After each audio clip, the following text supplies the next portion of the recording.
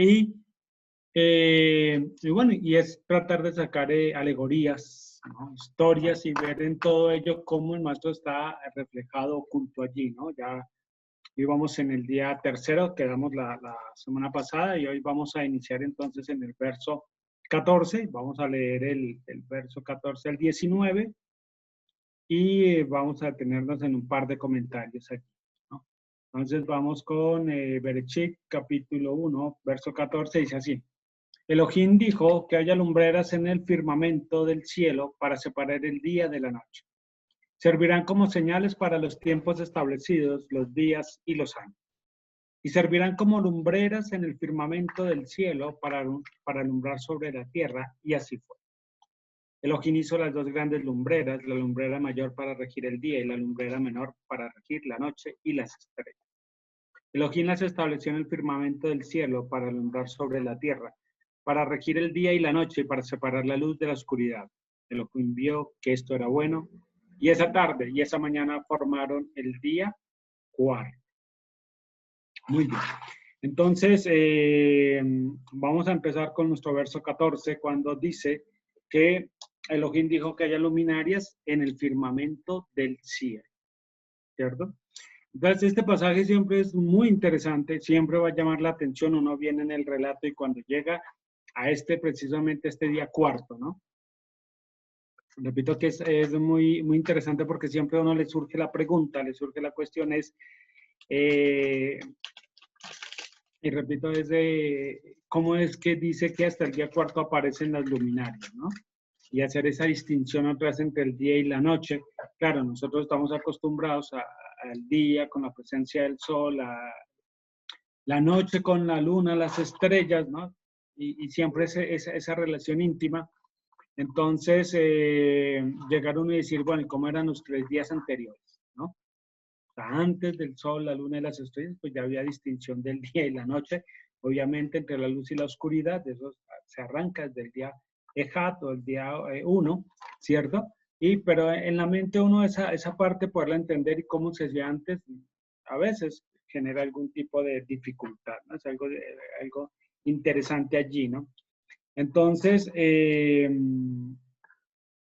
lo que se ha señalado allí, ¿no? Y recuerde que siempre decimos que los sabios es recogiendo un poco el comentario de las personas que hacen, los sabios judíos que hacen sus comentarios acerca de la Torah, ¿cierto? Entonces ellos señalan que las luminarias, es un concepto interesante, ellos dicen, no es que las luminarias hayan sido creadas ese día cuarto, ¿no? Sino ellos dicen que las luminarias habían sido creadas ya desde el primer día, pero que solo hasta el cuarto día es que se van a fijar con relación a la Tierra, ¿no? O sea que desde el punto de vista de la Tierra, entonces que se van a colocar las luminarias allí para el día y para la noche, porque las luminarias ya existían desde el día primero, ¿no? Bueno, es una opinión de ellos, repito, porque es tratar de entender este concepto, ¿no? Pero bueno, nosotros lo que ya hemos leído, ¿no? En el texto, de acuerdo al texto, el concepto de la luz, que hace distinción precisamente entre el día y la noche, como lo dijimos, está desde el día primero. Y ahí es donde viene algo muy interesante porque uno dice, y Elohim dijo, sea la luz, y fue la luz, día primero, ¿no? Pero llegamos al día cuarto, y en el día cuarto, entonces Elohim dice que se hagan las meorot, ¿no? O las luminarias.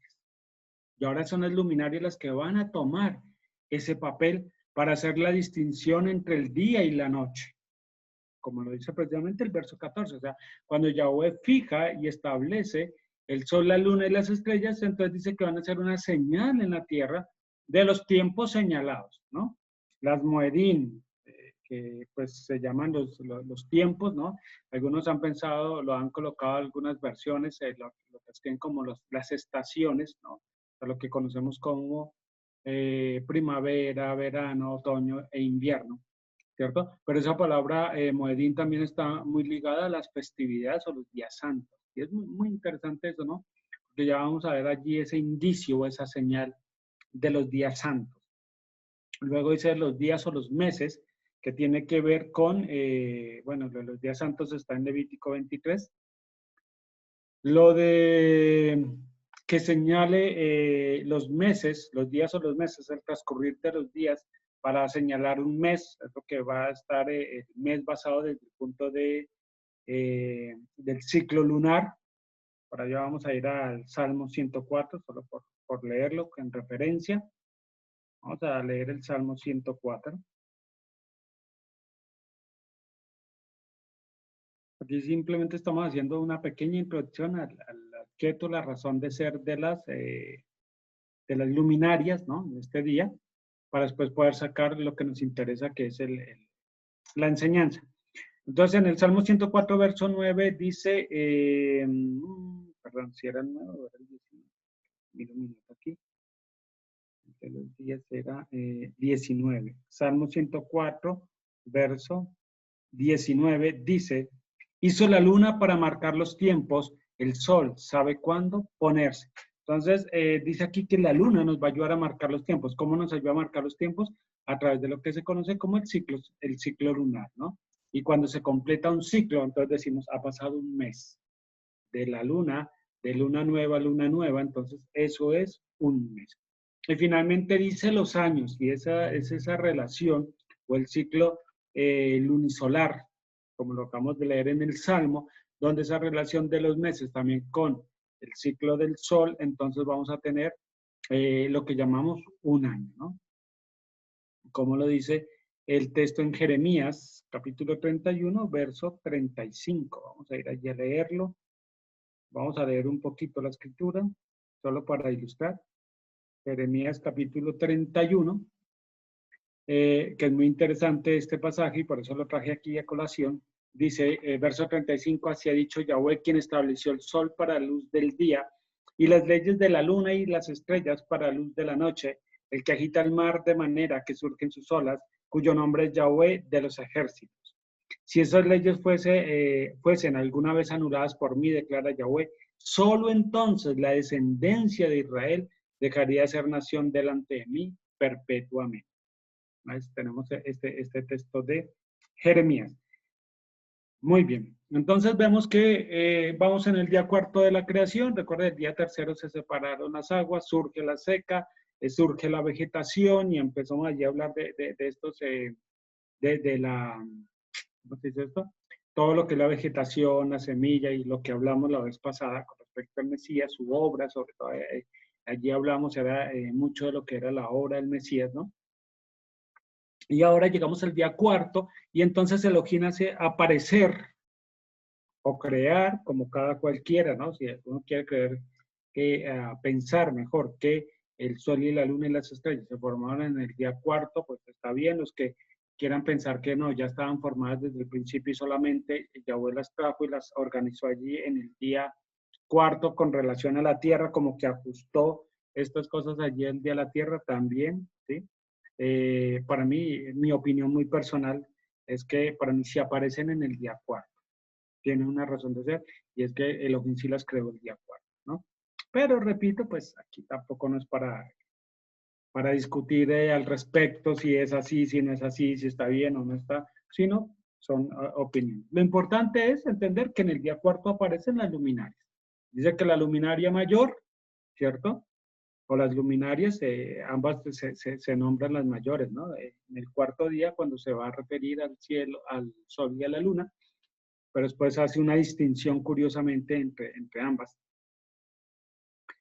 Y entonces, repito, van a aparecer las luminarias en este día cuarto cuando precisamente ya existe ¿qué? El cielo, el mar, la tierra, la vegetación, ¿cierto? Y van a entrar aquí en funcionamiento también el sol, las luminarias, para ir regulando los ciclos vitales en la tierra. ¿Sí? Pues vamos a ver cómo entre el cielo, los árboles, el sol se va a ir regulando los ciclos del oxígeno, del carbono, del nitrógeno, del fósforo, el ciclo del agua, ¿no? Todo eso empieza y tiene una razón de ser. Entonces, la importancia de las meorot radica en ser señales. Mire que eso lo dice el verso 14, dice, y los puso para hacer señales. Van a ser señales por un lado, pero por el otro lado también van a regular la vida en el planeta. Y por eso van a aparecer hasta el día cuarto, para que puedan cumplir esa función. Imagínense que apareciera el sol y la luna en el día primero, cuando Yahweh dijo, sea la luz, ¿no? Pero es que ni siquiera había separado el firmamento. ¿Sí me hago entender? Lo que quiero decir es que la forma en que está escrito el texto tiene también como un orden tan lógico que dice que cada cosa va a ir apareciendo justo en su momento, por decir algo, ¿no? No va a aparecer la vegetación en el día segundo. No había la seca. Entonces, es simplemente para decir, mire cómo lógicamente, ya hablamos que no era necesariamente un orden cronológico allí, como lo quiera ver desde el punto de vista científico, pero sí lógicamente le va diciendo que cada cosa se va colocando allí justo en su momento para que cumpliera también su propósito, su función y su razón de ser. Entonces, no van a aparecer antes el sol, la luna y las estrellas, por eso le digo que para mí, en mi opinión, fueron creadas en el día cuarto y se colocan justo allí para que cumplan su propósito, porque repito, pues no van a cumplir un propósito, esa razón de ser, ¿no? Ahora bien, retomando aquí el asunto, nos dice que lo primero en ser creado por la palabra de Elohim es la luz. Esto lo vimos, ¿no? La primera cosa creada, según el texto, por la palabra de Elohim es la luz.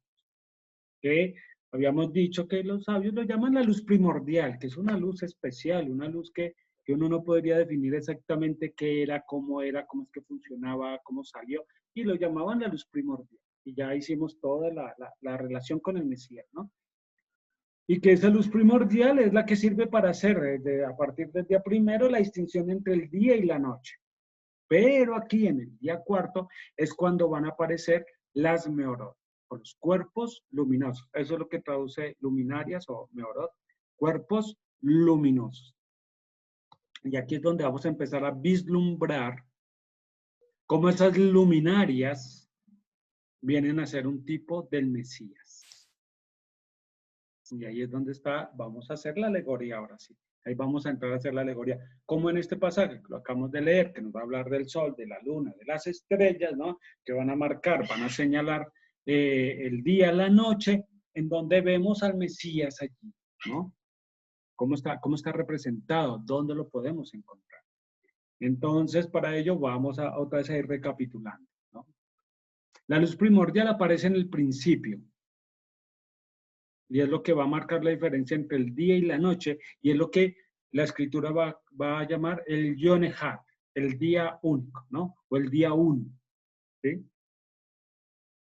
Venimos haciendo un paralelo y una analogía con el libro de Juan o Yohanan, que la luz primordial es vida, ¿cierto? Porque dice que esa era la luz de los hombres y que la vida era la luz de los hombres, ¿no? Y esa luz ahora solo hasta el día cuarto es que se le da un cuerpo.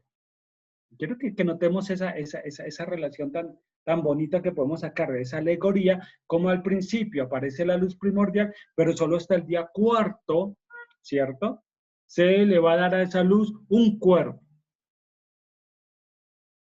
para que rija el ciclo de la vida, para que alumbre sobre la tierra, tanto en el día como en la noche. Es interesante esto.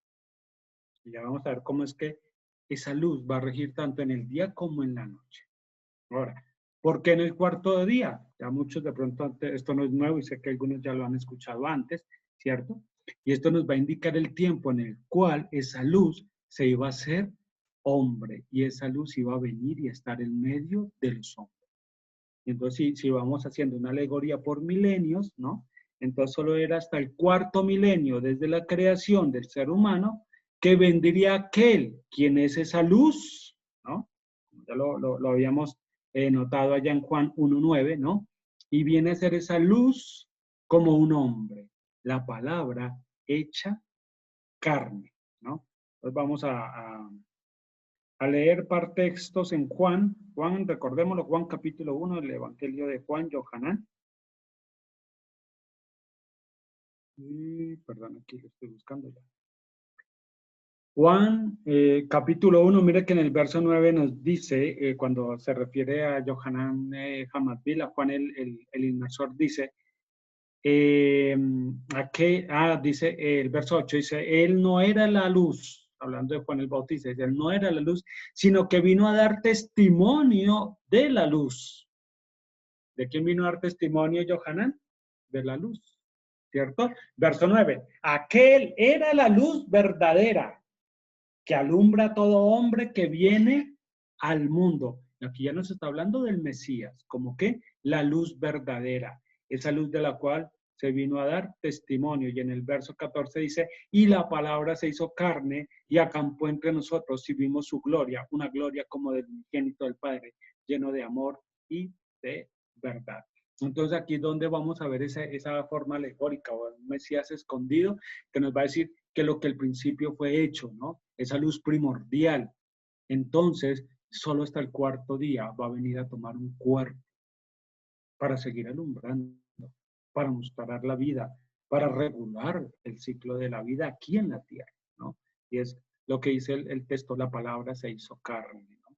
Entonces, vamos a ver cómo el mismo maestro Yahushua enseñó que mientras él estuviera presente, ¿no? Aún era de día. ¿Por qué? Dice, porque la luz estaba en medio de ellos. Juan capítulo 12, verso 35. Curiosamente, este Evangelio de Juan, del cual en un futuro haremos un estudio así, verso a verso y bien detallado, habla mucho del Mesías como la luz, ¿no? Y después miraremos esa connotación. Entonces, Juan capítulo 12, verso 35 dice, entonces Yahoshua les dijo, todavía por un poco de tiempo estará la luz entre ustedes. Obviamente es una referencia que él está haciendo a sí mismo.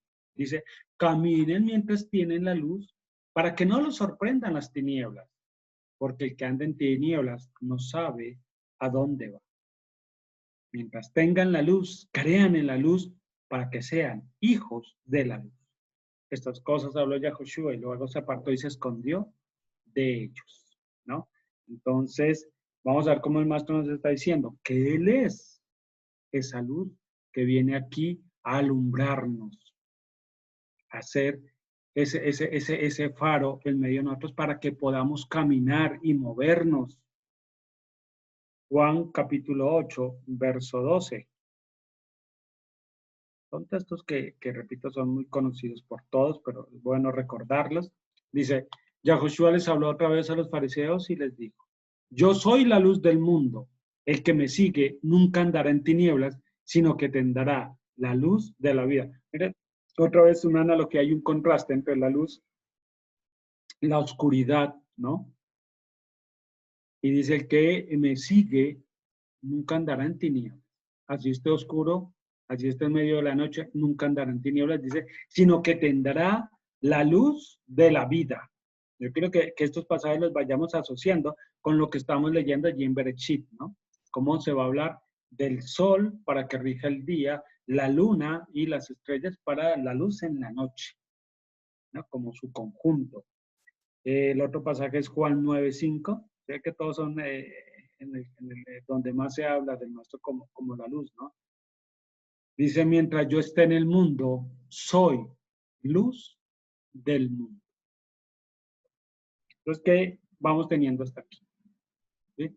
Que así como el día pasa y viene la noche, ¿cierto? Entonces vamos a ver esa alegoría. Y mire que es curioso, cuando se empieza, perdón, el orden en Bereshit, primero siempre viene, ¿qué? La parte oscura, ¿no? Y habíamos dicho que una de las razones de que primero fuera la oscuridad es para resaltar la luz. Si fuera todo claro y pone una luz o un bombillo, prende un bombillo, pues en un día claro no se aprecia, ni se valora, ni se nota la luz. Entonces era necesario que primero viniera, ¿qué? La oscuridad, y por eso es que dice que todo estaba oscuro, y entonces Elohim en medio de la oscuridad dice, hágase la luz, sea la luz, y se hizo la luz. Y entonces la luz viene y resplandece, brilla, rompe y abre, ¿no? Vamos a llegar al cuarto día y entonces a esa luz se le da un cuerpo.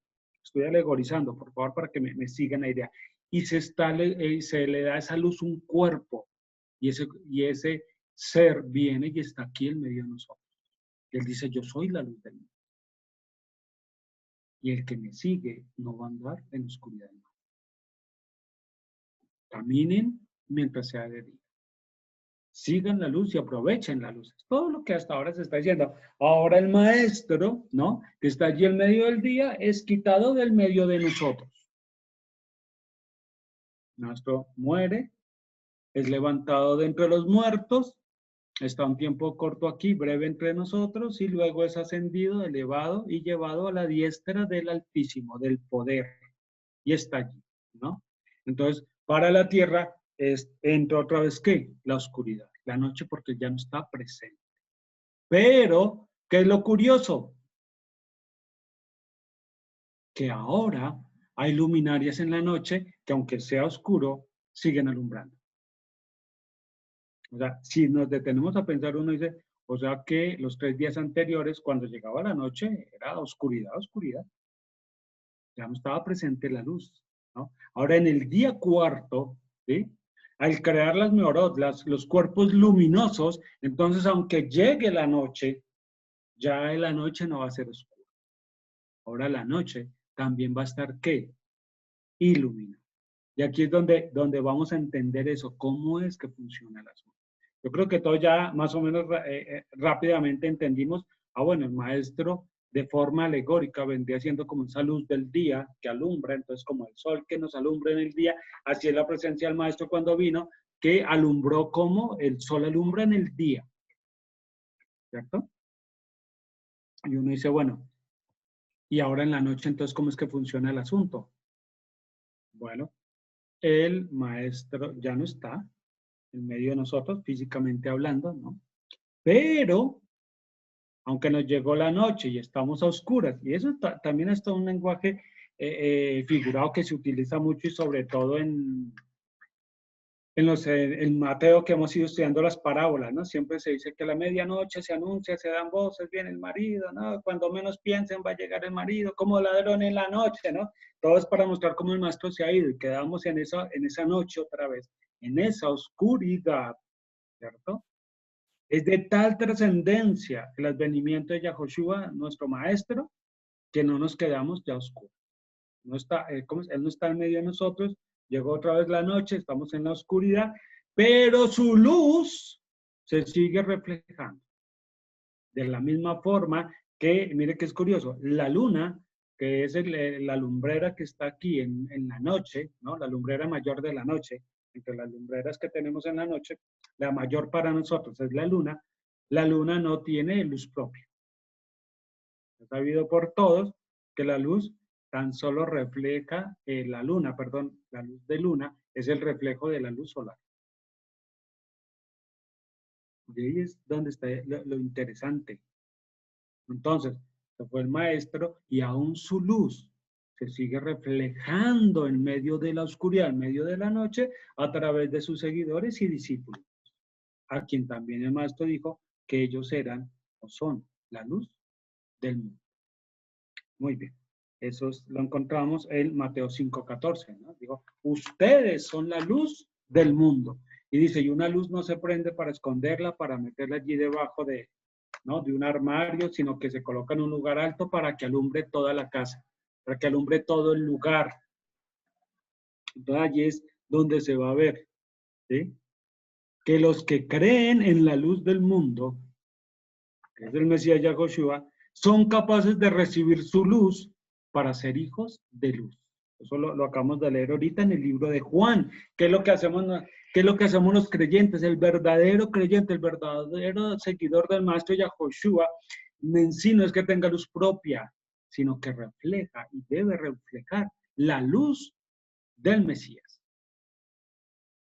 Y eso es lo bonito, ¿no? De esta alegoría que estamos haciendo, ¿no? Vamos a leer esto de ser hijos de la luz, ¿no? Y cómo es que aún así lo enseñan. Juan 12:36. Vamos a ir a leer allí a Juan 12:36. Creo que lo acabé de leer ahorita, me parece. Sí, lo acabé de leer. Dice, mientras tengan la luz, crean en la luz para que sean hijos de la luz. Y debemos ser hijos de la luz si creemos realmente en la luz. Efesios capítulo 5, verso 8. Efesios capítulo 5, verso 8 dice, porque si bien en otro tiempo ustedes eran tinieblas, ahora son luz en el Maestro. Anden como hijos de luz. Pues el fruto de la luz consiste en toda bondad, justicia y verdad. O sea, una persona que cree en la luz, ¿sí? Debe irradiar la luz del Maestro. Y esa luz consiste en bondad, justicia y verdad. Una persona que diga seguir al Maestro, que diga creer en Él y no está reflejando esa luz, esa bondad, esa justicia, esa verdad, el tal no es del Mesías. Dice, verso 10, aprueben lo que es agradable al Maestro y no tengan ninguna participación en las infructuosas obras de las tinieblas, sino más bien denúncielas. Porque mira que hay mucha gente que dice es que estamos en el Mesías y toman eso como un pretexto para el libertinaje, que Pablo dice, no usen como pretexto la libertad en el Mesías para un libertinaje. Entonces no puede ser que alguien diga que es del Maestro y todavía esté en las obras infructuosas de las tinieblas, en las obras de la carne, como diría otro pasaje, ¿no? Sino que dice que más bien denúncielas. ¿Cómo es que se denuncian? Se ponen al descubierto porque la luz hace eso, poner todo en descubierto, en evidencia. Y en nosotros la luz tiene que entrar de tal manera que saque toda oscuridad. Y es un proceso en el que vamos a ir. Dice, porque da vergüenza aún mencionar lo que ellos hacen en secreto, pero cuando se denuncian, todas las cosas quedan puestas en evidencia por la luz, pues lo que hace, pues, pues lo que hace que todo sea visible es la luz. Y esa es la ventaja de ser la luz. La luz del Maestro es la que nos debe entrar hasta el rincón más profundo de nuestro ser para sacar lo que hay allí, ponerlo, evidenciarlo y poderlo corregir, obviamente, ¿no? Para eso es que se saca la luz, ¿no? Verso 14, por eso dice, despiértate tú que duermes y levántate entre los muertos y te alumbrará el Mashiach. Entonces, cuando esto es toda una alegoría a lo que es la inmersión, ¿no? De que despiértate tú que duermes, es ese ser injertos en el Mesías y dice, y levántate entre los muertos, ser injertos en la resurrección del Mesías, porque eso todavía nosotros no lo hemos experimentado, pero si hacemos la verdadera inmersión, ese injerto, el ser plantados en Él, en la semejanza de su muerte, y ser plantados en Él, en la semejanza de su resurrección, de su vida, entonces dice que nos alumbrará ¿quién? El Mashiach. ¿Ve cómo el verdadero creyente entonces va a venir a ser ahora ese efecto de la luna? No con una luz propia, sino reflejando nada más y nada menos que la luz del Mashiach, la luz del Mesías. Es un pasaje bien profundo, bien interesante e importante, ¿no? Mire todo lo que se puede hablar alegóricamente para la aplicación práctica en la vida, ¿no?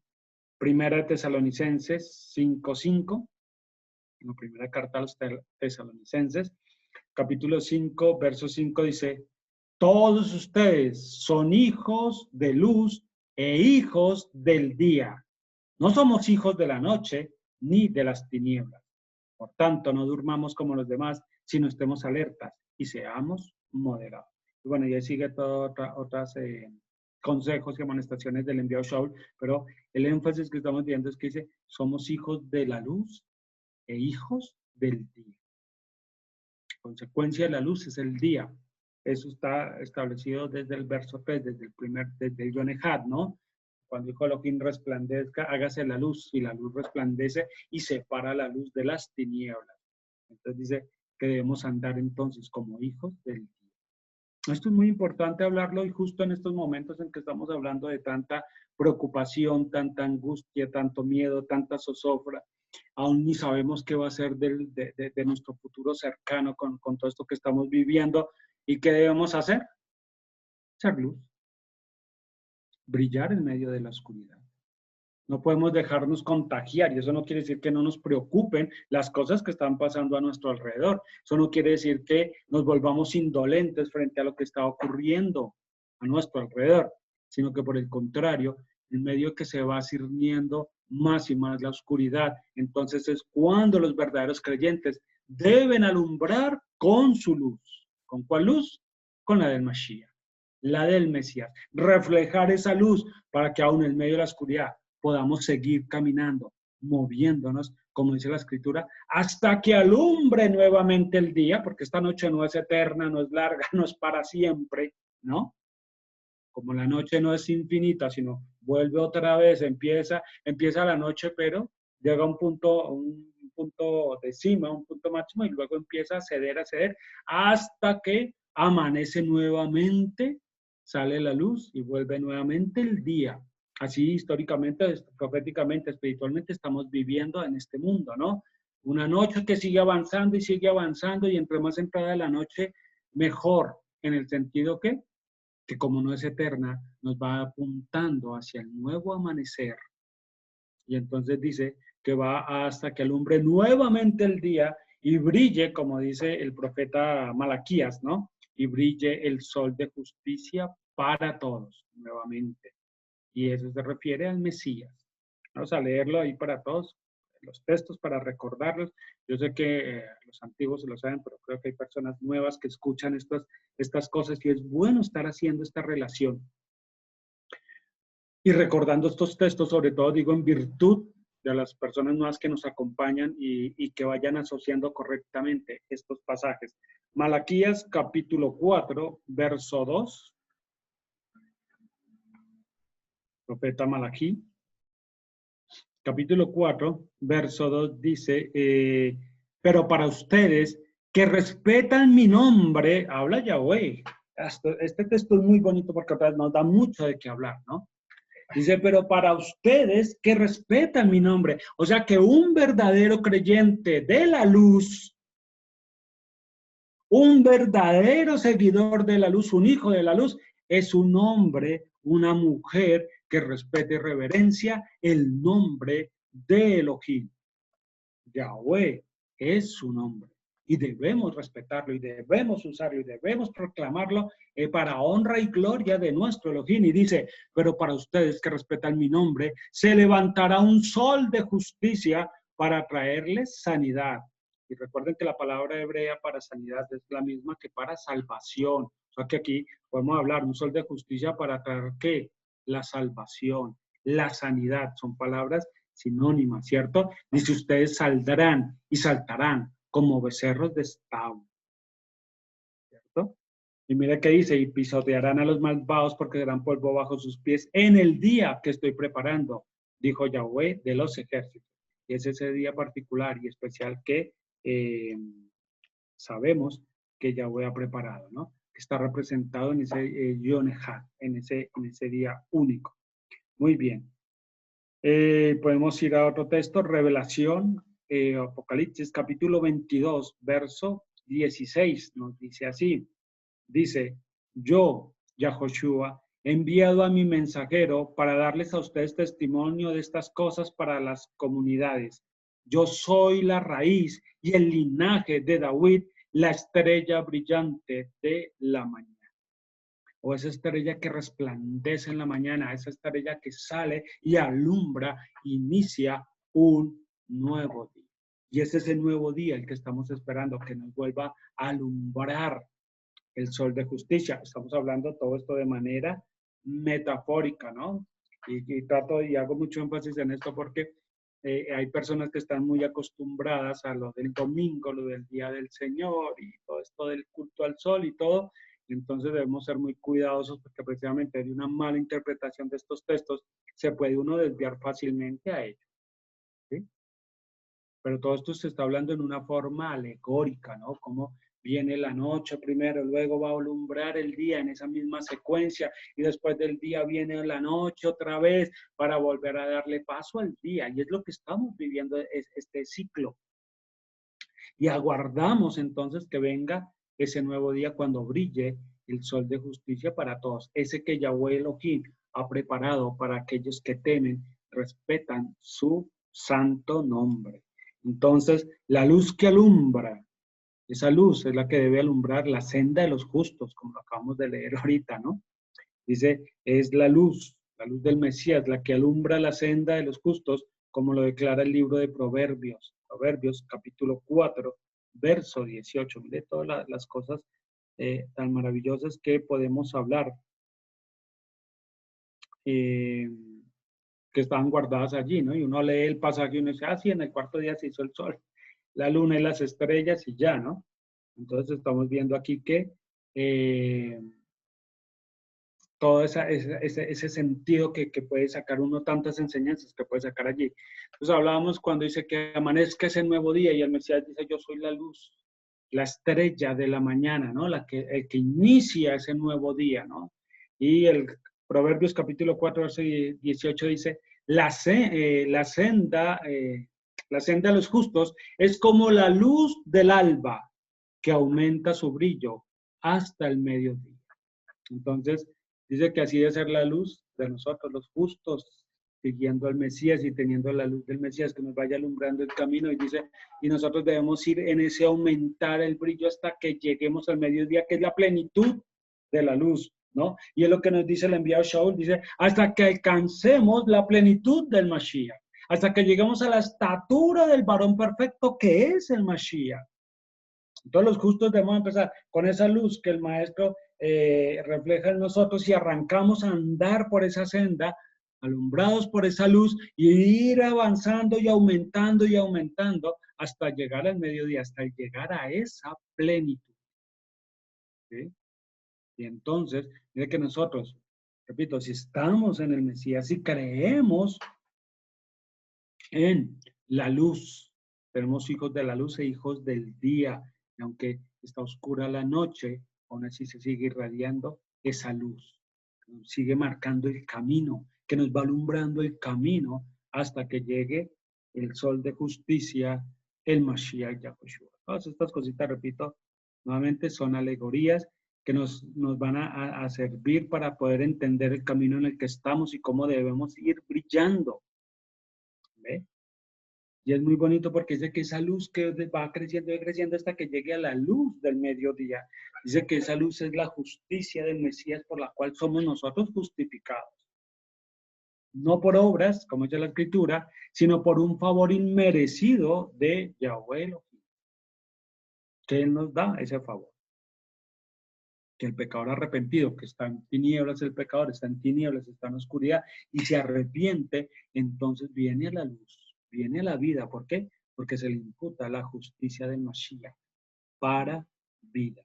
Y entonces allí vamos a tener la razón de ser, por qué va a aparecer las Meorot, ¿no? Los cuerpos luminosos, solo hasta el cuarto día, cuando esa luz se va a tomar un cuerpo, se va a formar un cuerpo, va a venir y va a estar en medio de nosotros para marcar el sendero que nos conduce a la vida. Y la vida es la luz de los hombres, dice el enviado Yohanan, el enviado Juan. Entonces, allí está representado el Mashiach, ¿no? Cuando Él viene y cómo se va, pero deja su luz a través, en medio de la noche deja la luz que va alumbrando el camino hasta que vuelva a amanecer el día. Muy bien. Eso en cuanto al día cuarto, entonces ahí sí podemos cerrar y decir, y Elohim vio que era bueno, ¿cierto? Y fue la tarde y fue la mañana el día cuarto. Y ahí está el mensaje que quería traer con respecto a ese día. Con el Mesías, ¿no? Luego sigue la creación y nos vamos a saltar al verso 26. Un verso muy especial. Recuerden que le he dicho que no es que vayamos a ir, ¿cómo es?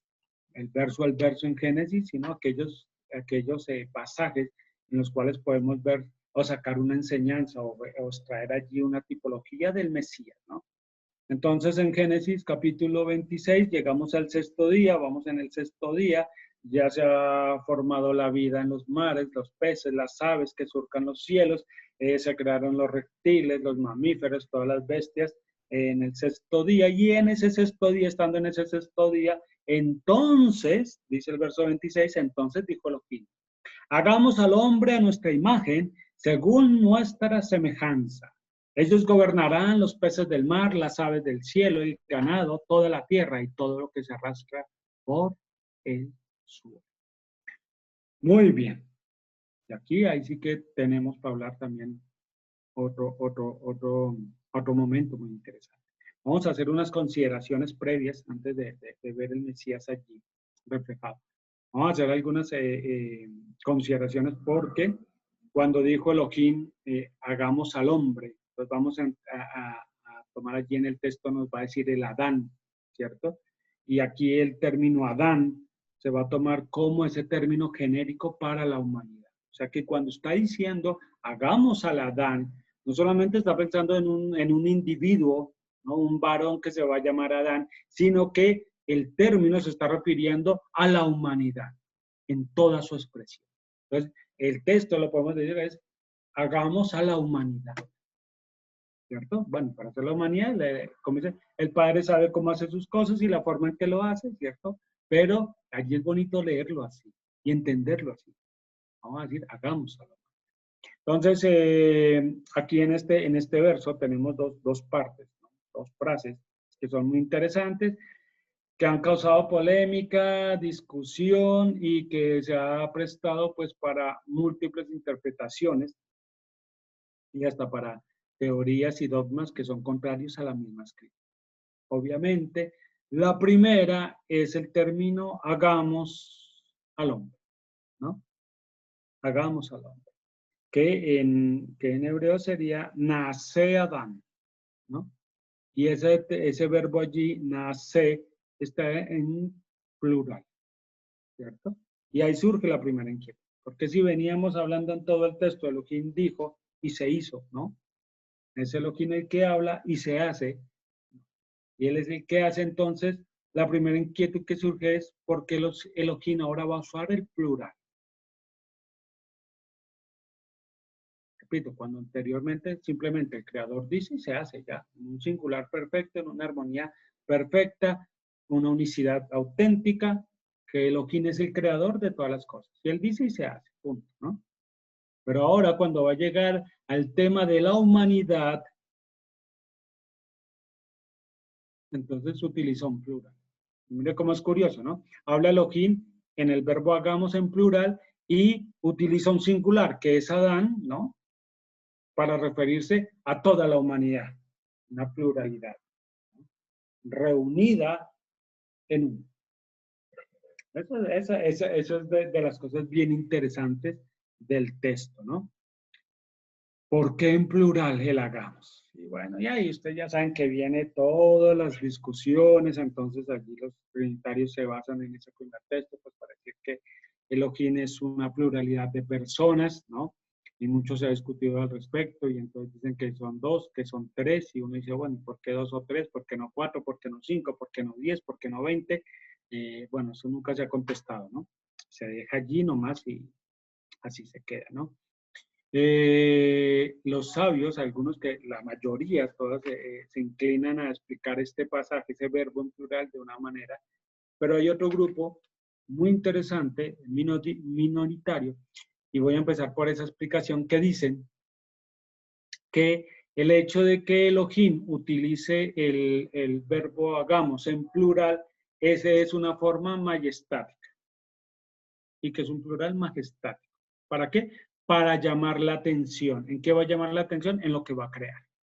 O sea, dicho de otra forma, crear la humanidad es una cosa tan especial, tan aparte, que Elohim utiliza el hagamos, no porque esté consultando, no porque le esté preguntando a otros, no porque esté esa pluralidad consultiva allí, no, sino que simplemente él está utilizando el hagamos para decir es que lo que va a venir, lo siguiente en ser creado, es algo realmente diferente a todo lo demás creado. Y es el ser humano. Y vaya que el ser humano es un ser realmente particular y especial, ¿no?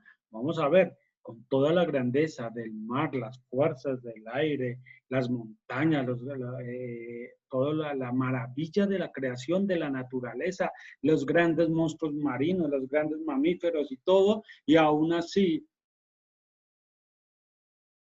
en lo creado, lo que viene es algo particular y especial. Y repito, si lo entienden, entonces dicen, no, el hagamos no significa nada de pluralidad cuántica, numérica, perdón, o una pluralidad de consultiva, que estoy consultando, pues nada, no. simplemente es un plural majestático en el cual Elohim quiere hacer un llamado, llamar la atención sobre lo que él va a hacer ahora, ¿no? Que va a ser una obra especial. Bueno, esa es una opinión, se la comento como siempre y uno debe aprender a escuchar las opiniones de otros, si les gusta bien y si no les gusta, no pasa nada, ¿no? Repito que son opiniones o comentarios. La gran mayoría de los sabios explican que el uso del plural viene siendo en una forma consultiva, ¿sí? En que el creador pide consejo y se asesora precisamente de lo que llamamos el consejo celestial o la corte celestial, ¿no? Está allí, ¿no? Rachi lo explica de esta manera, ¿cierto? Y se va a apoyar en el pasaje de Primera de Reyes 22, 19, 20. ¿Se acuerdan? Cuando Yahweh está ahí en medio del consejo y dice quién va a inducir al rey Acab, conocemos, ¿no? Para que suba a la guerra y allí pasa todo este pasaje, usted lo puede leer allí. Y entonces Rashi dice que así como Elohim consultó con el caso de Acab, ¿no? Para hacerlo ir a la guerra, que también de manera similar aquí Elohim está consultando con toda su corte celestial, ¿no? Con el tribunal celestial en cuanto a la hechura del ser humano, ¿no? Esto lo tengo aquí como una notica específica porque lo leí allí, ¿no? Explicar Rashi que así como en los cielos los mensajeros tienen la semejanza de Elohim para equilibrar y entonces para no despertar, para no romper ese equilibrio, ¿no? O sea, la forma que utiliza es, miren, se creó al ser humano aquí como una forma de equilibrio y de contrapeso para lo que hay en los cielos, ¿no? Como en los cielos existen todos los mensajeros, toda la corte celestial, que son hechos a semejanza de Elohim, entonces se equilibra, ¿no? Aquí en la tierra creando al hombre también a su semejanza. Bueno, la explicación ahí en particular de Rashi, lo traje allí, ¿no? Y entonces dice, por eso Elohim va a tomar esa forma consultiva, habla en plural porque le va a estar consultando ahora al Tribunal Celestial acerca de lo que se va a hacer ahora, ¿no? El crear del hombre. Entonces que le consulta precisamente para no generar envidias y crear ese equilibrio entre el cielo y la tierra. Bueno, suena bien, suena bonito, ¿no? Y entonces lo interesante de ese concepto y de la forma de ver el plural, en esa forma consultiva de Elohim hacia su tribunal celestial, es que nos muestra al Creador como ese soberano que el soberano que es magnánimo, ¿no? Que es excelente con todo y también escucha y pide consejo y se asesora y atiende a la voz de los otros, ¿no? Lo cual es muy, muy bonito verlo en el Creador, ¿no? ¿Por qué? Porque eso también dice que nosotros podemos hablar con Él y Él también nos escucha y atiende nuestra voz. Esa es la gracia, ¿no? Más, ¿para qué oramos? Para que Él atienda nuestra voz. Y ese sentido tiene y nos muestra aquí el pasaje acerca de nuestro Creador y soberano. Pero obviamente uno, antes ella dice, no, pues está interesante, ¿no? Lo cual, repito, lo que hace es destacar su infinito atributo de realeza y poder, porque aunque él no requiere la aprobación de nadie, ¿no? Y además, él tampoco requiere el consejo de nadie, ¿sí? Aún así hizo estos seres para su consejo, para deliberar, para hablar con ellos, o sea, nada fue creado en vano, ¿no? Entonces, repito, al discutirlo con su concilio, hace resaltar precisamente esa actitud magnánima, pero a la vez humilde y sencilla del Creador. Una cosa así muy, muy particular en él, ¿no? Y repito, pues, y vale la nota que a pesar de que él esté consultando y pidiéndole como su opinión, por llamarlo así, a la corte celestial, al concilio celestial, pues también se hace énfasis que no es que hay muchos creadores y entonces todo el mundo metió en la mano en la creación, sino que el Padre toma el consejo, pero es Él quien hace al hombre. O sea, dicho de otra forma, nadie más interviene en la creación del hombre porque el texto dice en el verso 27, y Elohim creó al hombre. Entonces, Elohim utiliza el hagamos, ¿no? Usa este plural para aconsejarse, pero quien hace al hombre, a la humanidad, es Elohim solamente. Repito, eso está en el verso 27, dice, y creó Elohim al ser humano. No dice crearon al ser humano. El verbo no está en plural, sino vuelve a qué? Al singular. Entonces es curioso, en el verso 26 utiliza el verbo en plural, hagamos, ¿no? Pero en el verso 27 es otra vez el plural. Y volvemos atrás como esa armonía de todo el texto donde Elohim dijo y se hizo, ¿no?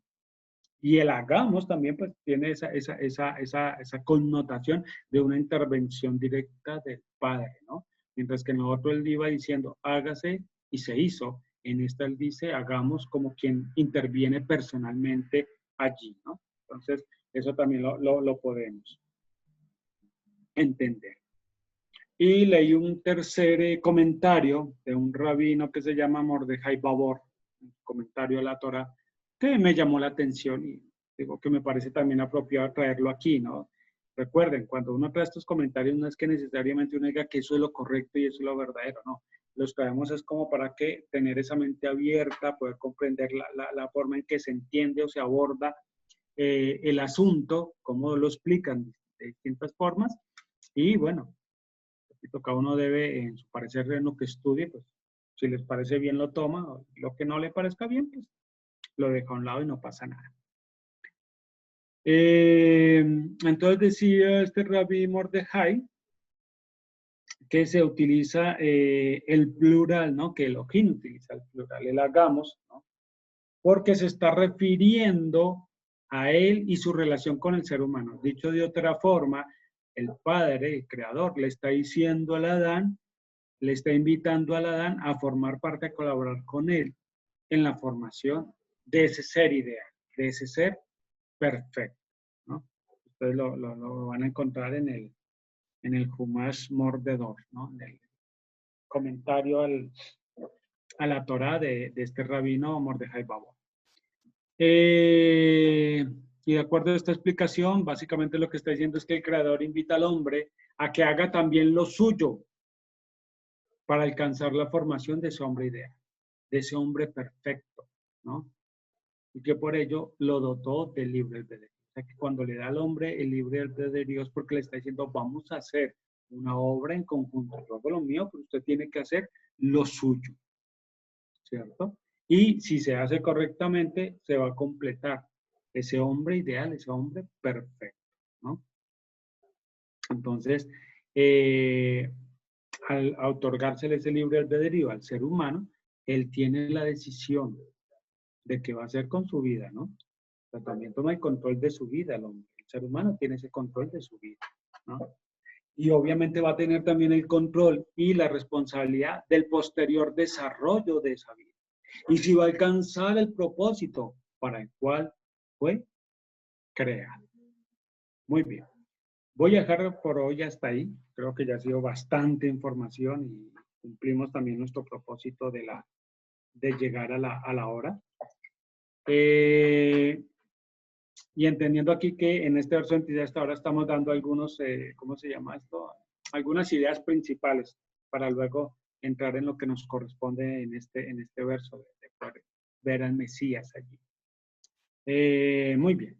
Entonces, no sé si de pronto alguien tenga alguna pregunta.